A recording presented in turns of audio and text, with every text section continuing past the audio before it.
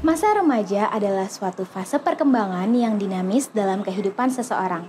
Masa ini menjadi periode transisi dari masa anak-anak ke masa dewasa yang ditandai dengan percepatan perkembangan fisik, mental, emosional, dan sosial. Perubahan paling awal yang muncul yaitu perkembangan secara biologis. Salah satunya yaitu mulai mengalami menstruasi pada remaja putri. Salah satu gangguan menstruasi yang paling sering dialami oleh remaja putri adalah dysmenorrhea. Dysmenorrhea sendiri merupakan suatu kondisi medis yang terjadi saat menstruasi yang ditandai dengan nyeri atau rasa sakit di bagian perut maupun bagian panggul yang dapat mengganggu aktivitas dan memerlukan pengobatan. Penyebab terjadinya nyeri dysmenorrhea ini dikarenakan adanya peningkatan produksi prostaglandin yang mengakibatkan kontraksi dari uterus dan vasokonstriksi dari pembuluh darah. Aliran darah menuju uterus menurun sehingga uterus tidak dapat mensuplai oksigen yang baik dan menimbulkan rasa nyeri. Menurut data World Health Organization atau WHO, didapatkan kejadian sekitar 1,7 juta jiwa wanita mengalami dysmenorrhea. Di antaranya 10-15% mengalami dysmenorrhea berat.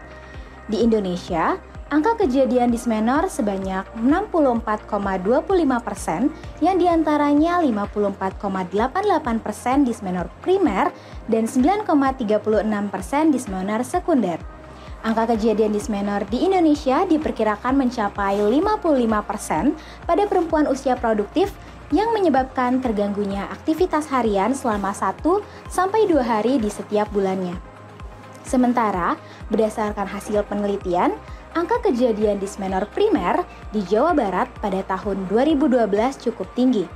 Hasil penelitian didapatkan kejadian sebanyak 54,9% wanita mengalami dysmenorrhea, terdiri dari 24,5% mengalami dysmenorrhea ringan, 21,28% mengalami dysmenorrhea sedang, dan 9,36% mengalami dysmenorrhea berat. Dengan melihat berbagai masalah kesehatan yang muncul pada remaja putri, tim pengabdi terpanggil untuk memberikan sumbangsih keilmuan untuk membantu para remaja putri dalam upaya meningkatkan derajat kesehatan sehingga mereka mampu menjalani hidup lebih baik, bebas dari keluhan, dan dapat berkontribusi lebih terhadap pembangunan di sekitarnya. Program pengabdian masyarakat ini akan membantu para remaja putri untuk melakukan pemahaman materi mengenai dysmenorrhea dan latihan senam sebagai upaya pencegahan dysmenorrhea.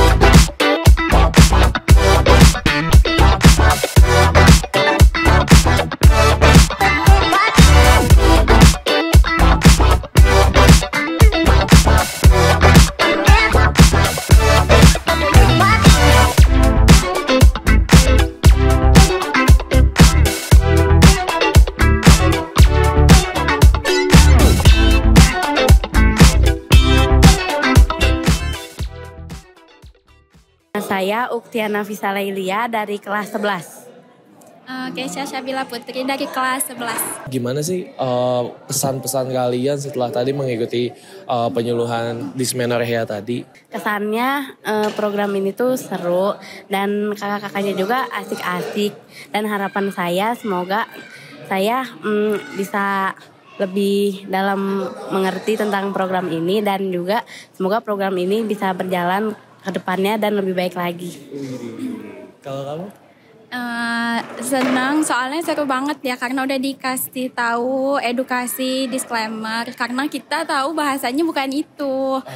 Nah terus kakak-kakaknya juga asik-asik, baik-baik, dan Semoga kedepannya harapannya kita bisa menanggulanginya juga kan udah dikasih tahu.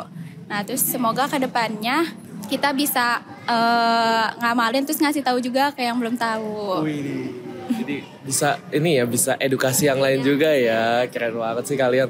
Boleh saya tahu dengan berbicara dengan siapa? Saya dengan Ibu Maya Suroh, Kepala MTS Yatasi Kayu Manis Kota Bogor.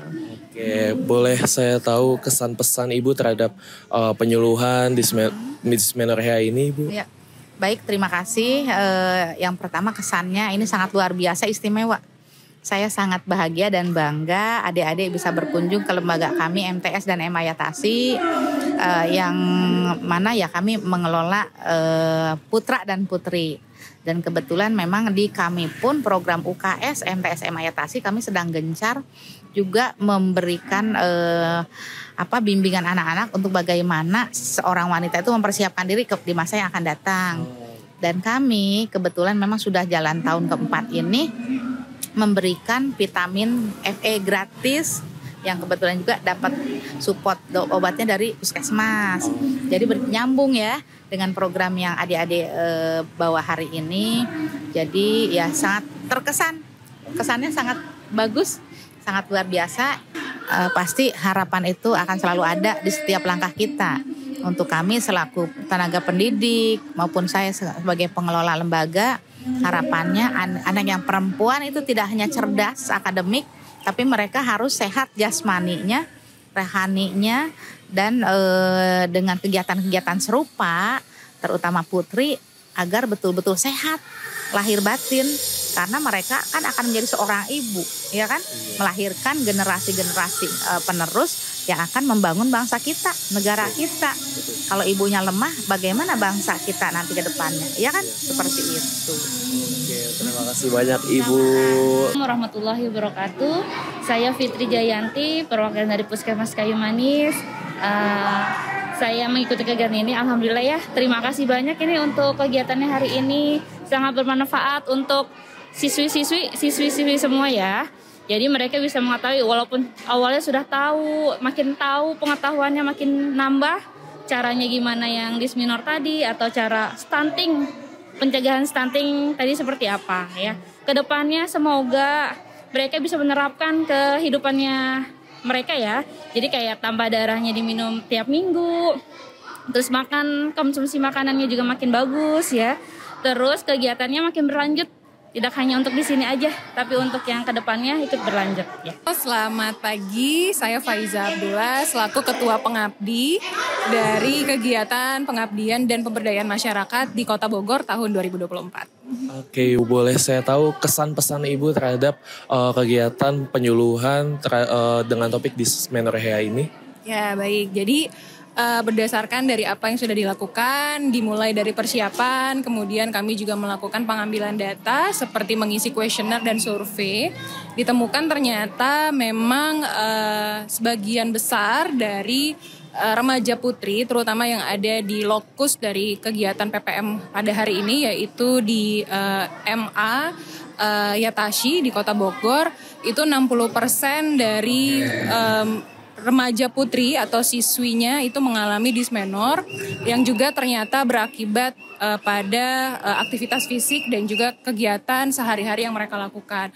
Sehingga pesan-pesan yang di hari ini kami dapatkan adalah dari kegiatan yang kami lakukan, salah satunya yaitu penyuluhan, kemudian juga ada senam.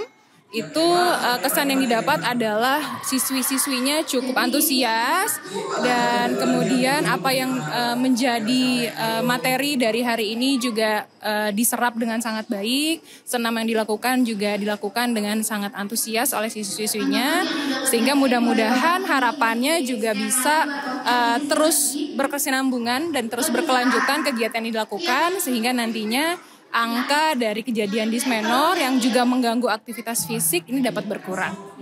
Baik, Ibu.